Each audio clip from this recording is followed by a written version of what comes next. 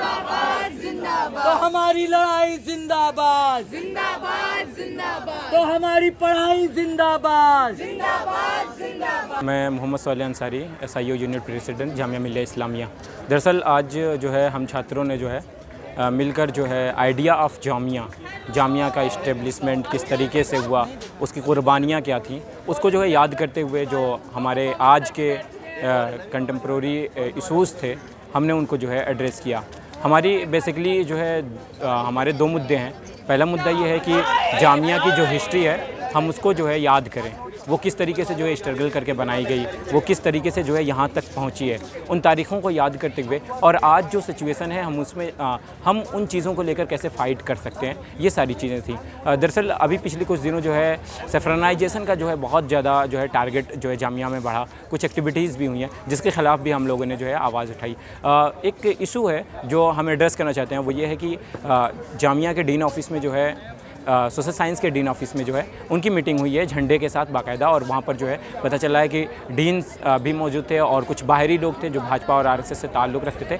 तो उसमें जो है हमारी एक ही डिमांड है कि आप जो है जांच कमेटी बनाएं और उसके बाद बताएं वो किसके परमिशन से हुआ है, और अगर परमिशन नहीं थी तो आप उन पर क्या एक्शन लेंगे। क्या आप जो है डीन ऑफिस के जितने भी जो है एम्प्लॉइज़ हैं या जो है ज़िम्मेदार लोग हैं उनको जो है सस्पेंड करेंगे। तो ये सारे सवाल थे और ये सारे मुद्दे थे। हमने जो है इन सब बातों पर जो है छात्रों को एड्रेस किया है और उनका जो है बहुत अच्छा रिस्पांस रहा है। वो जो है हमारे साथ जुड़ रहे हैं और अपनी आवाज़ में आवाज़ मिला के जो है हम आगे बढ़ने के लिए तैयार हैं। बहुत शुक्रिया। एक सप्ताह पहले जो हुआ है AVP द्वारा डीन ऑफिस में मीटिंग बुलाई जाती है। डीन ऑफिस सोशल साइंस के डीन साथ में बैठते हैं और AVP के साथ मीटिंग करते हैं, अपने ऑर्गेनाइजेशन को खोलने का वो करते हैं। और अभी 2 दिन पहले AVP का प्रोटेस्ट वाइस चांसलर के गेट के पर था और वो झंडा भगवा झंडा रात भर 2 बजे तक लहराता रहा।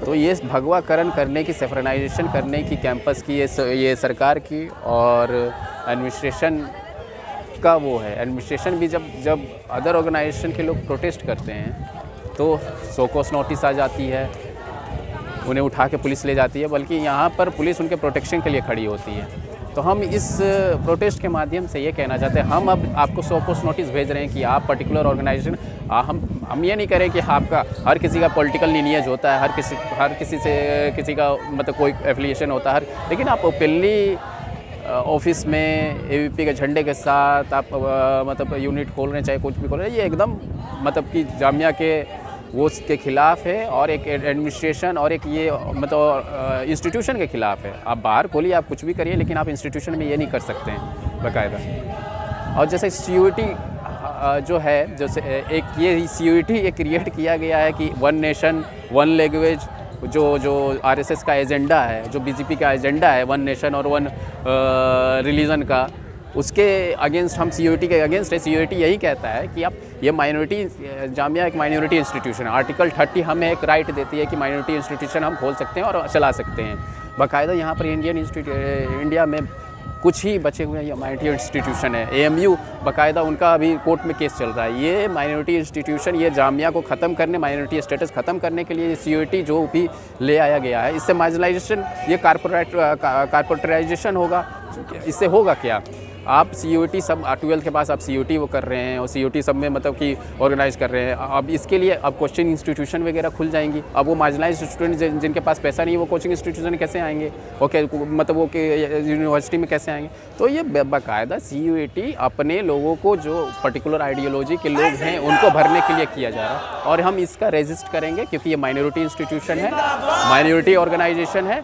और हम आप तो JNU में लागू कर ही चुके हैं और JNU की हालत अभी बद से बदतर होती जा रही है। आप वही जामिया में भी करना चाहते हैं जो हम होने नहीं देंगे। मेरा नाम शहदोश है, मैं सोशल एक्सक्लूजन से जामिया से मास्टर्स कर रहा हूँ। आज जो हमारा प्रोग्राम था बेसिकली ये आइडिया ऑफ जामिया को लेकर के था, क्योंकि बेसिकली आइडिया ऑफ जामिया है क्या, इस बारे हम लोग बात करना चाह रहे हैं। क्या इसका हिस्ट्री क्या रही है, क्या लोगों का सेक्रीफाइस रहा है, किस तरह से जामिया बना, उसका मोटिव क्या था, इन सारी चीज़ों पे हम लोग एक सीरीज़ स्टार्ट कर रहे हैं। उसका पहला दिन था, ये कंटिन्यूसली 1 महीने तक चलेगा। अलग अलग प्रोग्राम होंगे इसके जामिया से रिलेटेड कि फाउंडर्स के क्या रोल रहे हैं, मौलाना मोहम्मद अली जौहर का क्या रोल रहा, जाकिर हुसैन साहब का क्या रोल रहा, मुख्तार अहमद अंसारी का क्या रोल रहा, इन सारे पे बात हम लोग 1 बाय 1 करेंगे।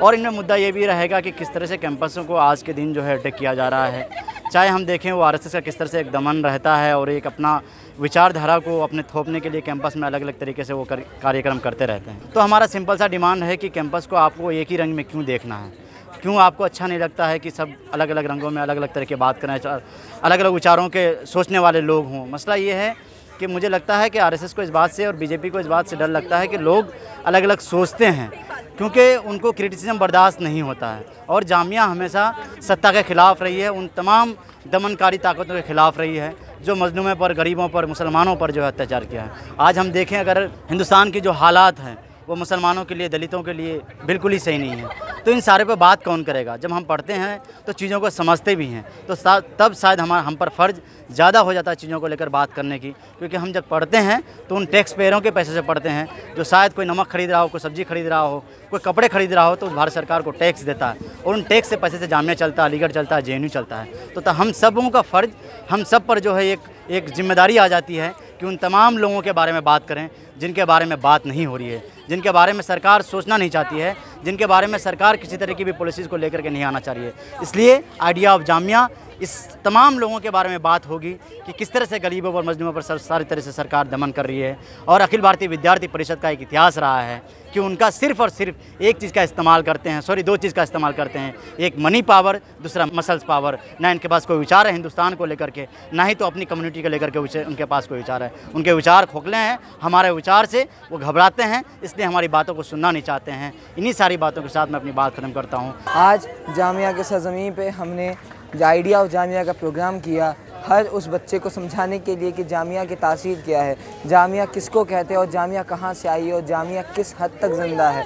महोदय, आज हमने इस माहौल पे लोगों को समझाया कि किस तर्ज पर हम जामिया को बचाना चाहते हैं। जामिया में ABVP और संघ ने बहुत कोशिश करी कि यहाँ पे CUET लागू करी जाए। CUET के विरोध हम खड़े हुए हैं। कारण ये है कि जामिया में जो भी कानून बनेंगे वो जामिया एक्ट 1986 के तहत बनेंगे और जामिया एक्ट 1986 इसे एक माइनॉरिटी इंस्टीट्यूशन घोषित करती है और जो माइनॉरिटी इंस्टीट्यूशन है उसमें SC ST OBC के पक्ष में पहले माइनॉरिटियों को रिजर्वेशन दिया जाता है। यहाँ पे कश्मीरी माइग्रेंट्स को रिजर्वेशन दिया जाता है। ये देश ये इंस्टीट्यूट उन माइनॉरिटीज़ के लिए जगह है जहाँ पे किसी और की आवाज़ सुनाई नहीं दी जाती। महोदय, संघ का ये बहुत बड़ा कोशिश है कि सारे माइनॉरिटी इंस्टीट्यूशंस को दबा दिया जाए। अलीगढ़ को दबाया गया पर जामिया नहीं दबेगी, जामिया हमेशा ज़िंदा रहेगी। धन्यवाद।